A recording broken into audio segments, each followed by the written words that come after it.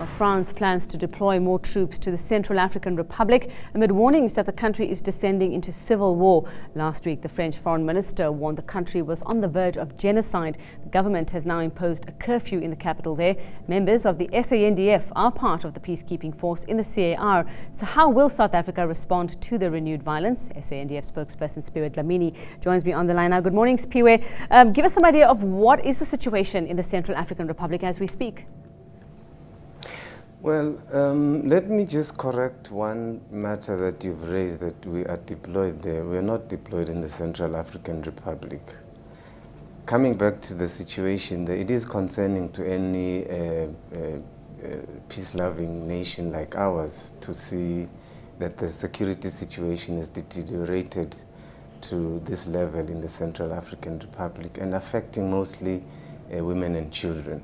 And it's a cause for concern for all of us. The issue here is that the African Union, together with the United Nations, assist with the matter and are looking at various mechanisms to make sure that the present security situation is dealt with and dealt with effectively in the Central African Republic. And we are part of those discussions from a multilateral point of view. Now, Siphiwe, we have been, I know you said that we're not deployed at the moment, but we have earlier, we did have our troops in the Central African Republic. They were active there and part of the battles that were going on. There have been calls, or the draft resolution wants to double the number of African troops on the ground as part of the mission there. Are we thinking about using our men and women again? Well, as I said to you, the discussions are taking place under the AU auspices together with the United Nations, and we are part of those discussions. As recently as the 5th of November this year, we hosted chiefs of defense forces from various African countries to look into the modalities of the legal framework on how to deal with the matter in the Central African Republic. So it is not a matter of South Africa alone, but it's a matter of the African continent and the regions concerned that we deal with the matter effectively. So we are part of a multinational discussion which will look at what is the best mechanism and legal framework to be put in place to deal with the security situation which has bedeviled the Central African Republic.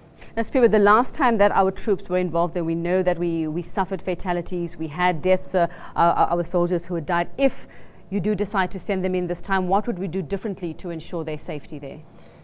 I think you're mixing two different things. The situation now is not the situation then. Yes. Our legal framework then would be different from the legal framework now. And the emphasis is the present situation in the Central African Republic.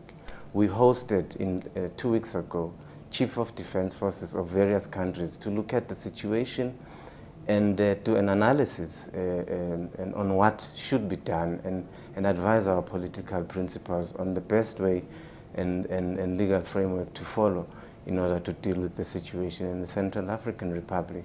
And therefore, we are working closely with the region of Central Africa, the African Union, which is has a mission there already in the Central African Republic, and of course the United Nations, together with all other interested parties to bring peace and stability in that country. And be it as it may, like we say, it's not about rebels and government anymore. We're talking about civil war and people fighting one another. Do we have any South African interests that we are still needing to protect in the CAR?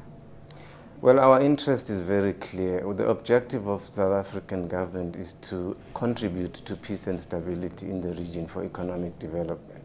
Unless there's peace and stability in that country, there will be no economic development, and which then leaves us with the problem of having to deal with the security situation.